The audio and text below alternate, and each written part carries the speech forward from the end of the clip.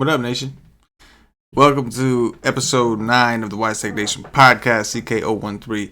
Here you can find me on Twitter at CK_013, and I'm joined today by an OG, the original OG, who you can find on Twitter at Paulie with 8 Ds, Paulie D. Paulie, what's happening?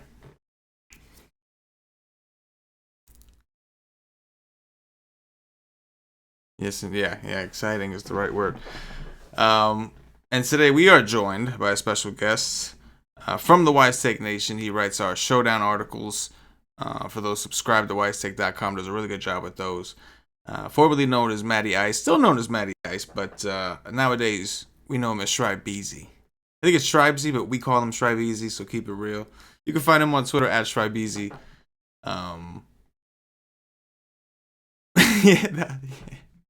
Yeah, exactly. That was just bored. For sure. How you doing, bro? I'm doing pretty good. How you guys doing? Good, man. You know, same old thing, man. Dream. You know? I'm just ready for a new week. Last week I went pretty heavy on Marlon Mack, so I didn't really make a lot of money or any. So I'm just ready to move on. Yeah. What was your week for? Like, probably like anything surprised you or anything like that? And what was like your biggest surprise, I guess, in week 4? I mean, it was definitely like the ugliest week of the year. There was landmines all over the slate. There was vultured touchdowns all over the slate that even continued tonight with like Jalen Samuels stealing them from James Conner. We had them like all over the slate, you know, like random people scoring touchdowns. Big surprise, I guess, would be the Browns running back. What's his name? Nick Chubb. Yeah, running all over Baltimore like that.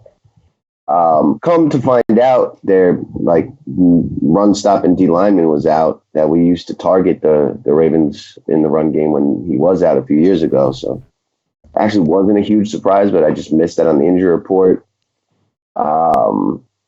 But overall, it was a low scoring week. Like, I mean, outside of that Rams game that went to like 1 million, there wasn't much else. That, you know, the Lions, Chiefs game, Mahomes, no touchdowns. Like, it was just a really weird week.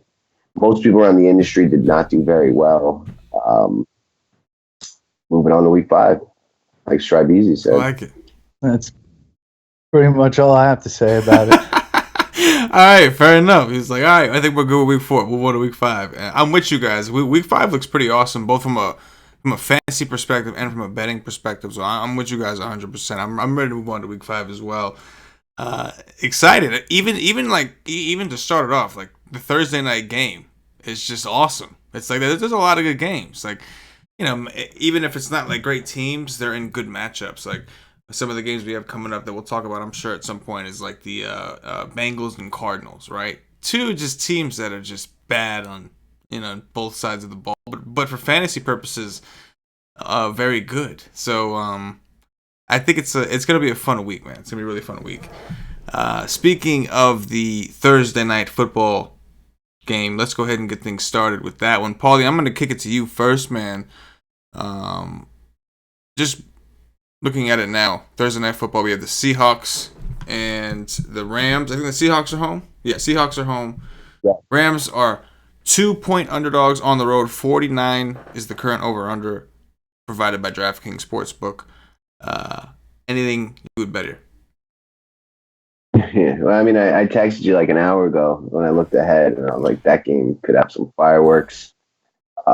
Seattle's D has been terrible all season. I mean, they maybe looked all right against Arizona, but that's to be expected. And, you know, the Rams defense is really not that great.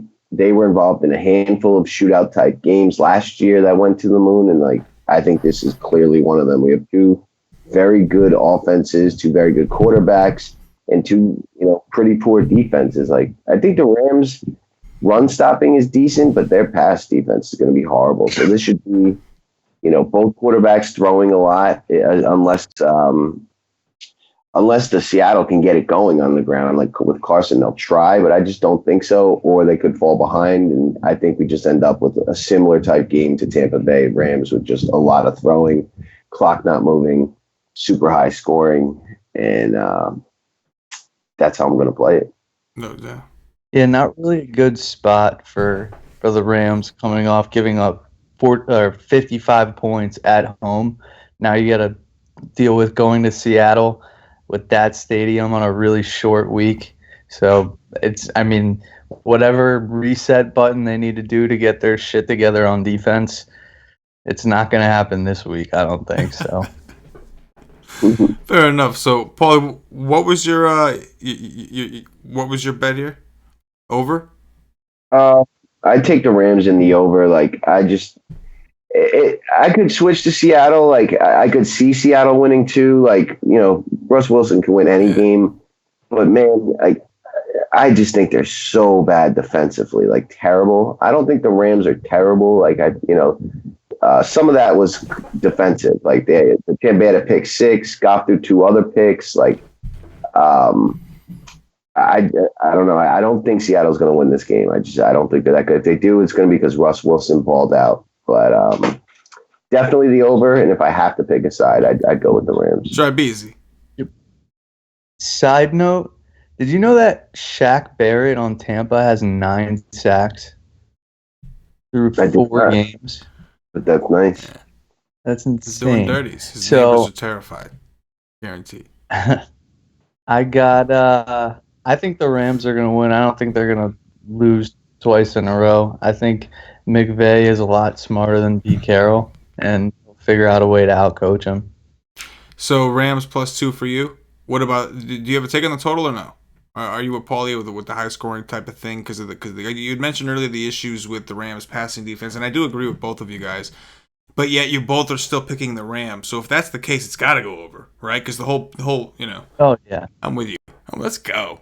Underdog and the over. That's not like a common correlation. Normally it's like favorites and overs, unders and underdogs. But this is a underdog, money line, and over. Right. And this is just a different. This is just a different type of NFL season. We're playing receivers in the flex. We're doing dirties, bro.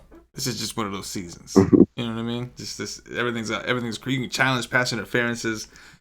It's wild. It's just a wild world we live in, man. But I'm with you guys. I do agree. It's hard to pass upon the Rams, and like that worries me a little bit. The public's gonna be all over this, I'm sure. I mean, I haven't checked. We can easily check, but like I feel like I don't have to. I feel like the public's gonna love to take the Rams in this situation, coming off a loss against Seattle, whose defense has looked pretty suspect all year. I mean, we just saw Andy Dalton. We saw what he was not able to do against the Steelers defense that hasn't looked good. And then when you think about what Andy Dalton did week 1 against Seattle, in Seattle, hard not to envision Goff getting his, and hard not to envision Russell getting his. So I'm with you guys. I think the over is the more exciting play, and hard to pass upon the Rams at +2. Let's get into some of the early look week bets. The early look, because we're doing this show Monday night at 11:30 p.m. Eastern, just to get things rocking and rolling. So, Paulie, I'm gonna start with you, man. Give me your 3 best bets for this Sunday's main slate. So I'll start off in New Jersey with the Giants, Minnesota over 45.5.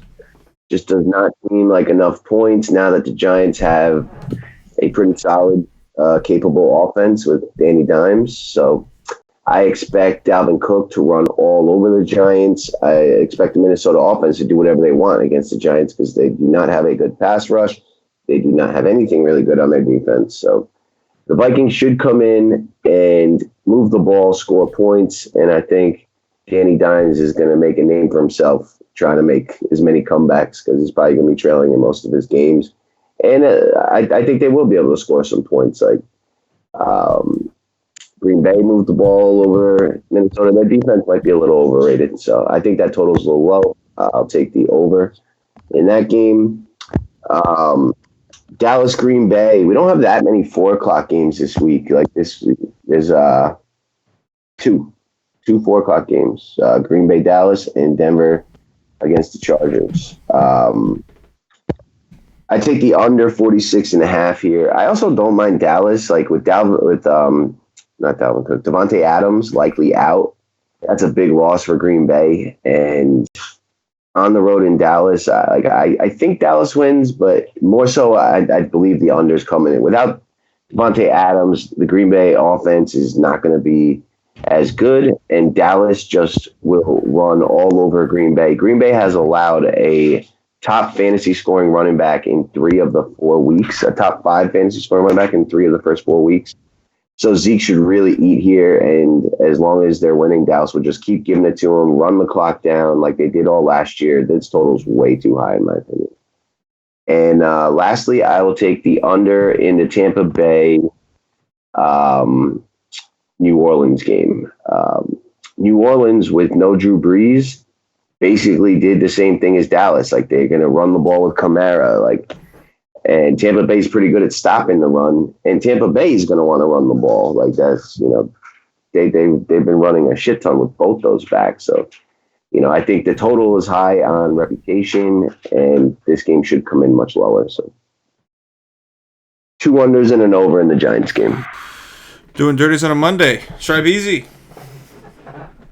So am I taking overs and unders? Whatever you want. Just whatever the 3 best bets you think are for the week. I mean, granted, these are early bets. Obviously, we're talking about this to kind of get things. I feel like it helps in fantasy too. Even talking about this stuff, whether you bet or not. I mean, obviously, the point of this is what we would bet on as of now. But once you kind of map out in your head what that is, then from there, it almost like it helps you construct lineups later in DFS too, right? But anyway, absolutely. For sure. And I honestly, I think the Giants are going to win this week. I don't know if I'm overreacting, but I just the Pat Shurmur revenge game against the Vikings, that would be a thing. I'm into those little narratives, but I just don't think the Vikings, I agree with you, Paulie. I don't think they're that good on the road. So I think, at least Giants +5 seems pretty safe. I like that a lot. I also like the Eagles to cover 14. Right now it's at 14. I imagine by the end of the week it'll go up. But, they've had 10 days to rest.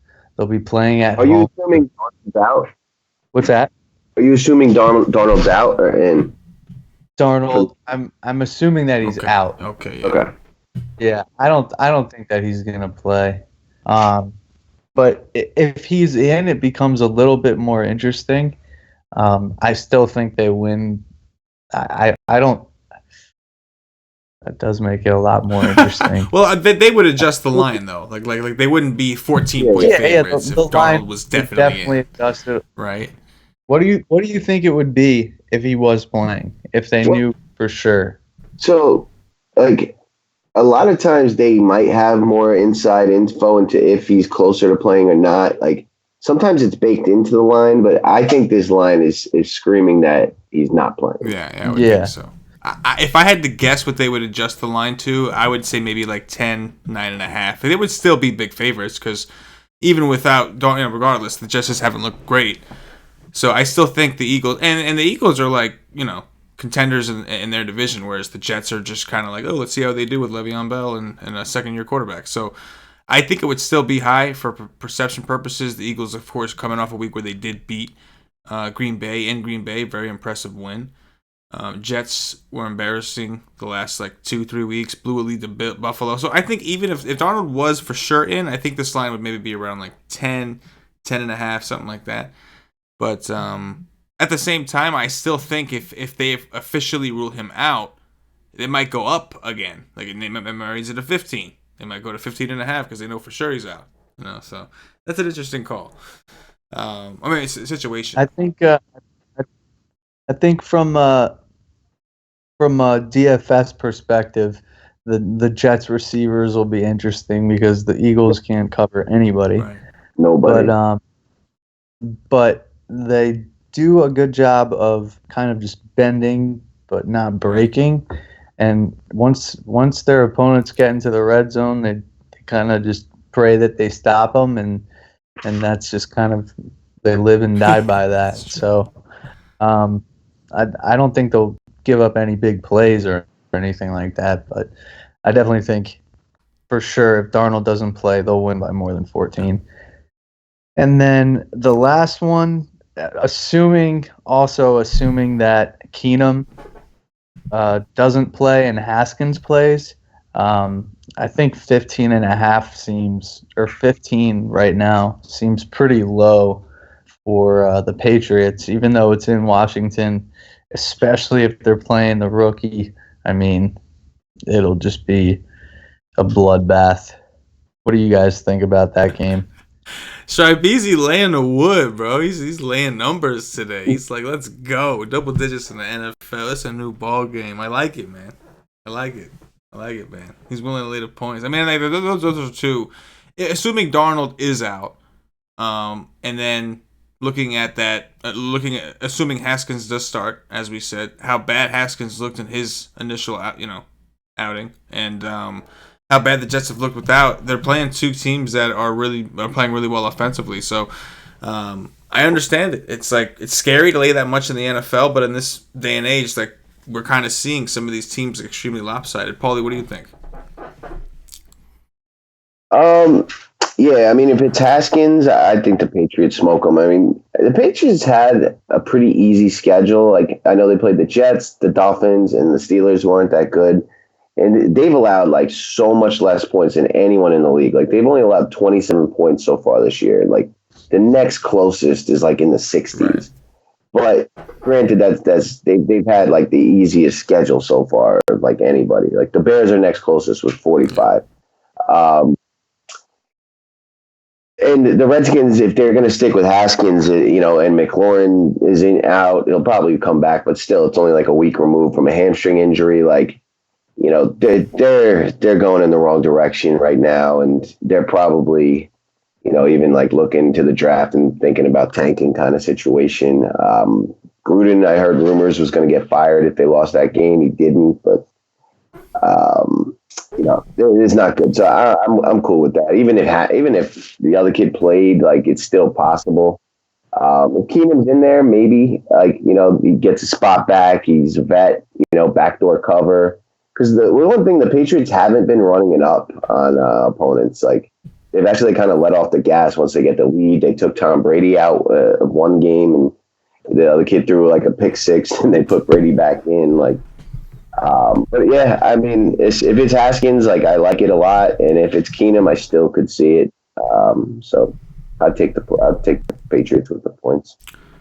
I'm with it.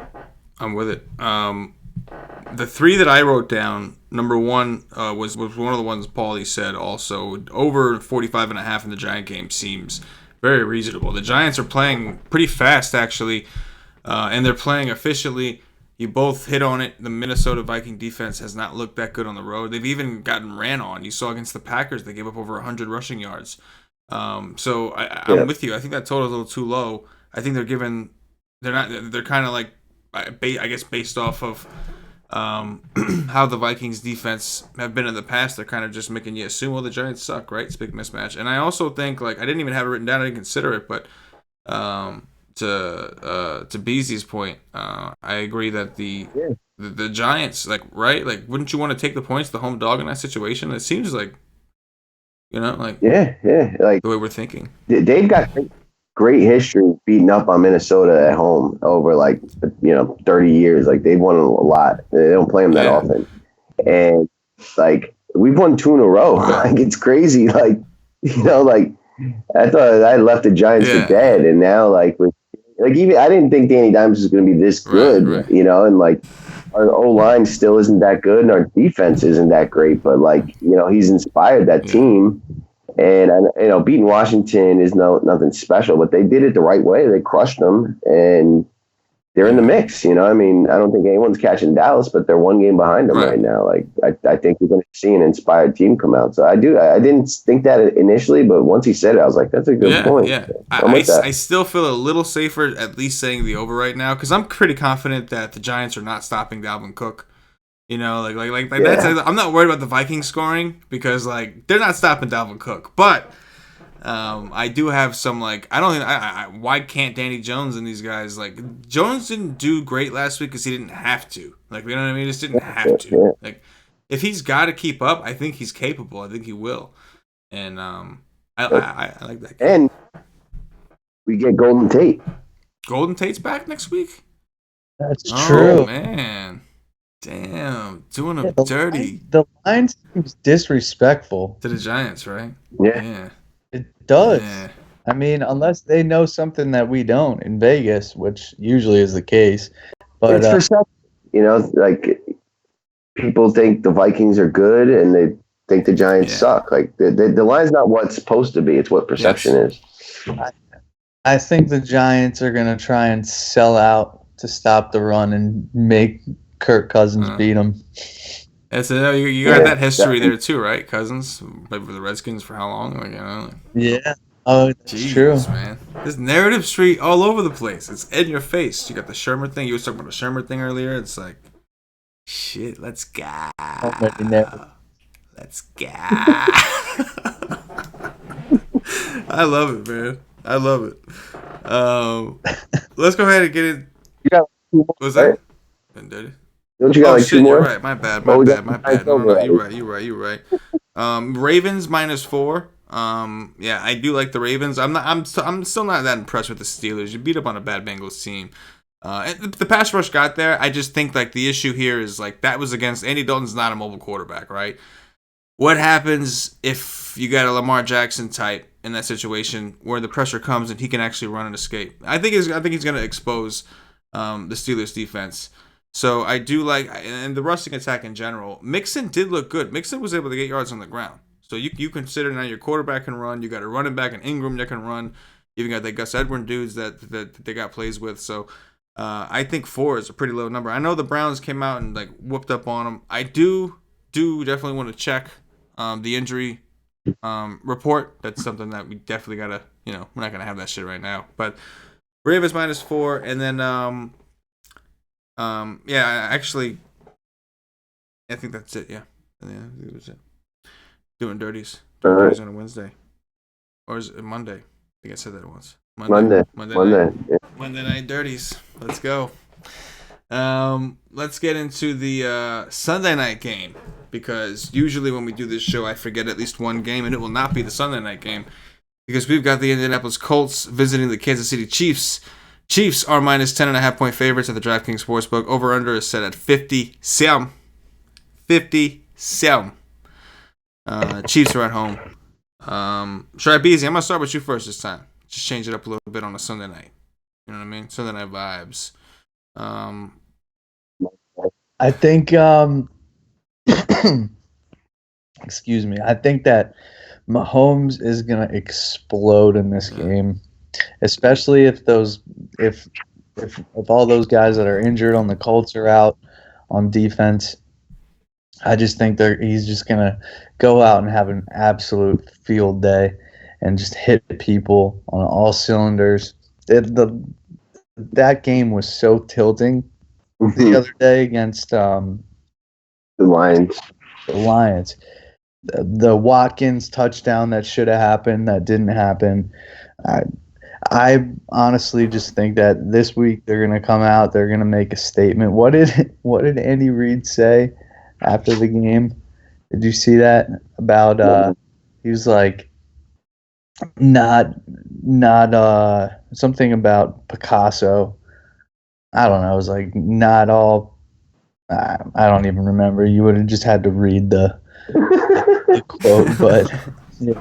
So I think that the Colts let a lot of people down the other day, and I think they're going to let a lot of people down this week too. What do you guys think? Yeah, I'm with the Kansas City smoking them. I don't know about the 57 total, like unless Kansas City puts up like 50 themselves. Marlon Mack's banged up. He came out, missed the whole fourth quarter. Like, they don't have him. T.Y. Hilton missed last week. I don't know if he'll be back. Like, he was pretty close to playing, I think. I don't even know, actually. It was actually doubtful. So if they're missing those two guys, like, I don't know. I know Kansas City doesn't have a good D, but I just don't think Indianapolis does much. Like, I think we're looking at the Kansas City 20-point-plus victory, but I don't know if it gets over that total. So I'll rock with Kansas City minus the 10.5. That's about it. Yo, let's do it. Double-digit favorites this week. Let's go. Let's go. Everybody, bro. We're just going to do a giant fucking 3-day teaser, bro. We're just going to let's get them all at like 3 and just take it to the bank, man. But I could see it. I could see it playing out like that Raiders game where the just Chiefs roll away with it. put up like what was it, like 28-10 Yeah. or something like that. It Yeah. could definitely be one of those like lower scoring, Yeah. but I think Mahomes will throw at least 3 touchdown passes. Take that to the bank. Yeah, no, I'm with you guys. If this game was in Indianapolis, then I would at least like consider like maybe a backdoor or something. But with all the injuries that they've gotten, possibly will have, and the fact that they got to play Kansas City, regardless, despite how bad Kansas City's defense is, Kansas City is still not an easy place to play. Like that stadium gets loud as shit, and it's just it's just craziness. So I think Brissett is having a he's much better than the last time we saw him. We know he has an upgraded offensive line, but they're pretty banged up. This is a tough spot. I agree with you guys. I think I'd lay the 10.5 also. And get it early because I think that shit's going to go up as the week progresses, right? Like 10.5 even seems too low, right? Like way too low. Should be Especially if Mac doesn't play. Yeah. All right. Monday Night Football. Last game, guys.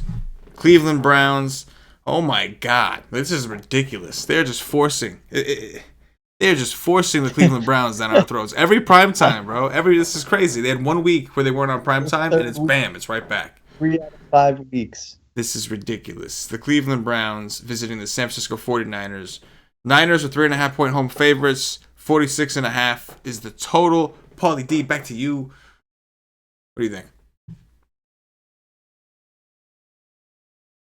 This one is really hard to handicap, like without really looking into it.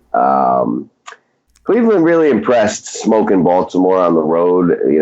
They really like rose to the challenge, took all the heat in the press, and showed the fuck up. I mean, Baltimore, that is a bad loss for them. And I do think Cleveland is talented. I think that, Chubb is one of the top, running backs in the league. They got one of the best receivers in the league. They got playmakers on defense. They have good offensive line, decent defensive line. Like, they're a good team. I think they just started off a little slow. I think they're going to be pretty solid, but so is San Francisco. And San Francisco has been great running the ball and great pass rushing so far this year. And I'm trying to think about like what happens when these two teams collide.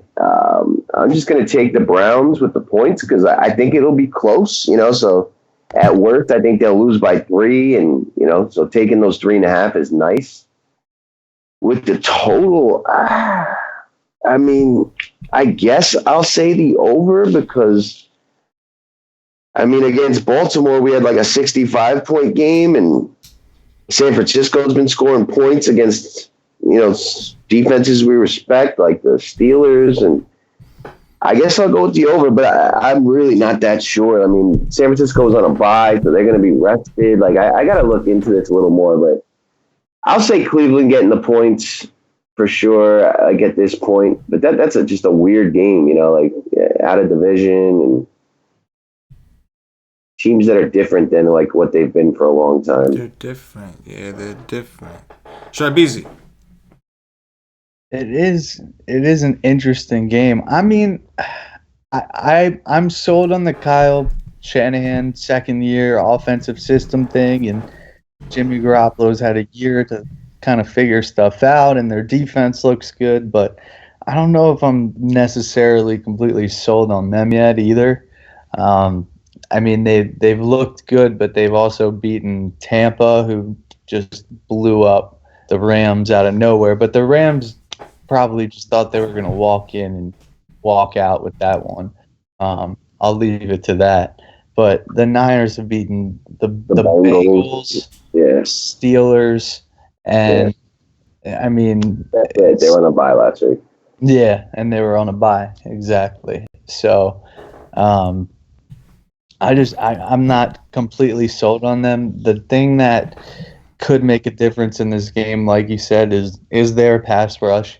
The Browns pretty bad blocking for Baker this year, and Baker is pretty bad under pressure. So if they can get to him and they can stop Nick Chubb, because I mean it's pretty obvious what they're going to do. They're going to try and get it going with Chubb on the ground, and if they can't, which I don't think they will, on the road in San Francisco, they'll have 15 days between since their last game. I think the Niners will win by at least a touchdown here, just because of the situation. I think the Browns are a team that buys into their own hype, and I think people are kind of hyping them up right now, and this is kind of where they kind of just Yeah, I can see come to it. the game not as prepared like they did this week. This week they were dogs. Everybody was kind of counting them out, and they came in and they showed out. But this week it just seems like a letdown spot, doesn't it? I totally agree. Good. I totally agree. The Browns can suck my nuts. A little bitter because I went to the Jet game and they beat on us. But seriously, I'm not that impressed. Like you beat the Ravens. Well, you know what? I'm not that impressed with the Ravens either.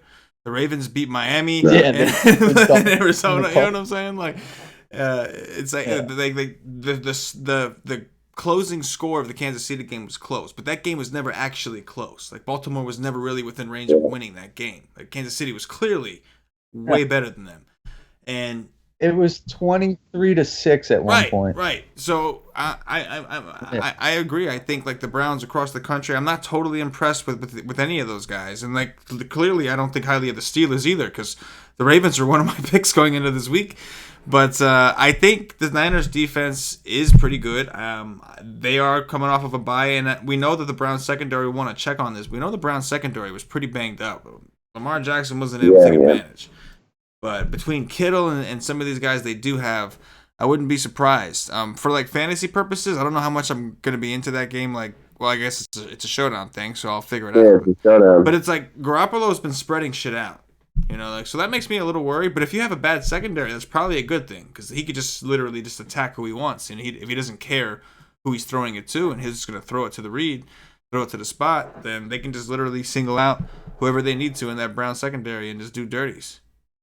Dirty Dick Douglas, bam. That goes.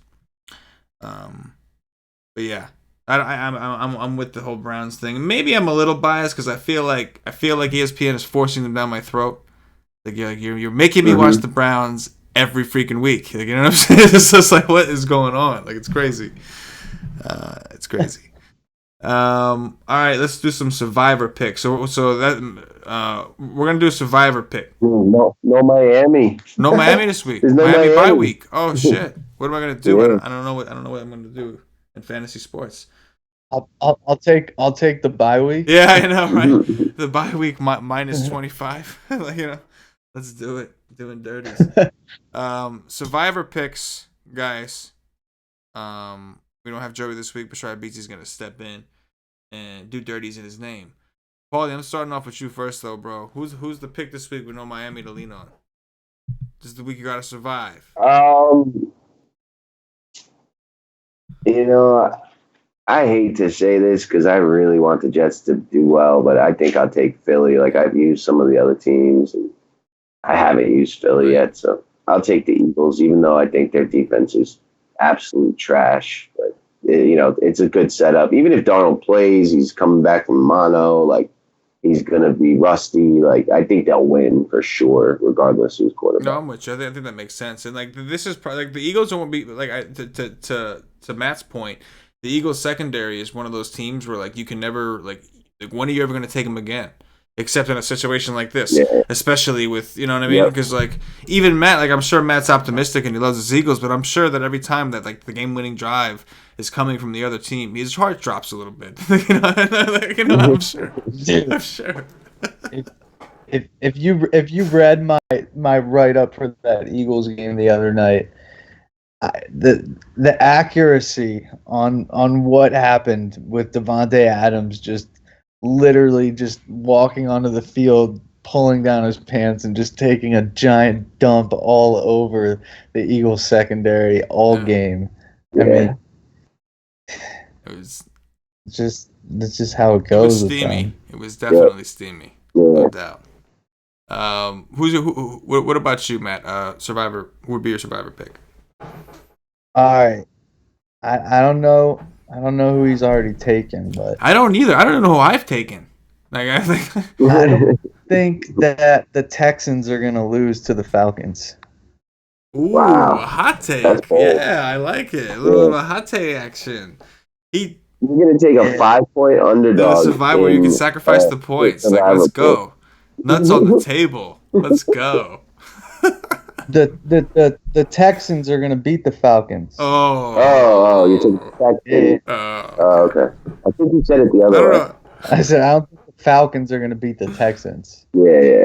Yeah. Yeah, no, that makes that more understandable. I think that's what I said. I hope I'm that's pretty what sure I you said. did, and then for some reason, we both just thought. Cause I heard it the wrong way too for some reason, and I was just like, damn, like like laying all that chalk on the ATS, and then you're taking an underdog and the survivor. I'm like, what is going on? It's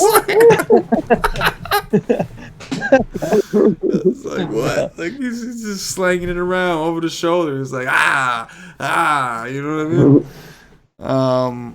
I don't remember if I've taken the Patriots or not. Do you remember that, Paul? Did I? Yeah, you did. Bitch. All right. It wasn't with it. Points didn't matter, Right. right? Yeah. Points don't matter. Okay. Points don't matter. Yeah. Definitely taking the Texans. Okay. Fuck. How does Dan Quinn not fired? Like I felt like today I was gonna wake up to that Schefter Mort combo tweet. That's a good question. Yeah. Oh man, I guess I would take. Did I? You know, I didn't take the Chiefs yet, right? Like I definitely didn't take the Chiefs yet. I'm gonna go with the Chiefs. That's what I'm gonna do. I'm gonna use a cop out there. I didn't want to, but But that's mean, the mistake. Yeah. like. There's no way they're losing that game. There's just But no way. the thing about the Chiefs is like when you're in a jam and you don't have another team to pick, you can use them. So it kind of sucks to use them so early.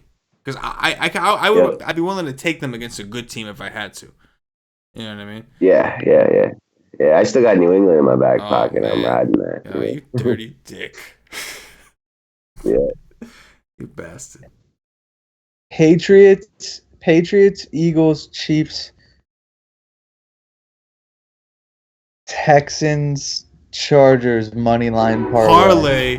What? Money Dropping parlays parlay. on them. All five All of them. five of them. I don't know what that'll pay out. It probably won't pay out that much, but the only one that actually kind of makes me nervous there is the Chargers. The Chargers never include them in a parlay because you don't ever want to count on the Chargers. They're the late game of that group. Like, Chargers. Oh my God! I remember they really could have lost that game to Miami. Like it was close. Dude, they finally pulled away, but Miami wasn't trying to lose. They definitely could have lost that game for sure. Oh yeah. Yep, I agree. Yeah, absolutely. All right, that's gonna do it. I think for this show. Don't forget, everybody, if you're watching the video, we are gonna do a little giveaway here before I let everybody go. We're gonna do a giveaway on this show. So we talked about the Patriots and Redskins game. So this is what that situation is interesting to me to see whether they cover a lot of variables with Haskins. We don't know if he's starting or not. So you have to like this video if you're watching this on YouTube. You have to guess the final score. You have to guess the winner of the Patriots Skins game and guess the final score. If you get the final score right, we're gonna give you a WiseTake t-shirt, son. WiseTake t-shirt like this one. Like this one. You can choose in black or white. But you got to get it exactly right. None of this close enough shit. You got to nail the score, everything, and do dirties. And you got to like the video and leave your guesses in the comments. So if you're listening to this on Podbean, go to YouTube, find this video, like the video, and do dirties that way too. And don't forget to check us out at WiseTake.com, where we're doing dirties on the regular, man. We got NBA preseason stuff coming up. If you're into DFS, NBA preseason we will be digging into. Schribezy's got you covered. I know with baseball, not a lot going on as the playoffs go to wild card rounds and all that. Schribezy's doing his write-ups for our members every day or every week with the showdown slates. It's been awesome. Sunday Night Football, especially Sunday Night Football's the clutch one, dude, because like people are on the tilt from Sunday sometimes, and they're like, "Oh fuck, let's go, let's fucking go." You know what I mean? Like. That's me as I'm writing it. Yeah, so he's like, let's fucking go, baby. we get all that shit back. Fuck yeah. So go check us out. So again, guys, like the video, guess the score, win yourself a t-shirt. Everybody likes free shit. Right? I like free stuff. You guys like free stuff? Fuck Yeah, that's what I'm talking about. That's enthusiastic as hell, man. He's like, fuck yeah, I like this I'm about to go like, I want some shit. Yeah, let's go. Let's go. For Matt, aka Schribezy, for Paulie D, for myself, the entire WiseTake Nation, as always, good luck.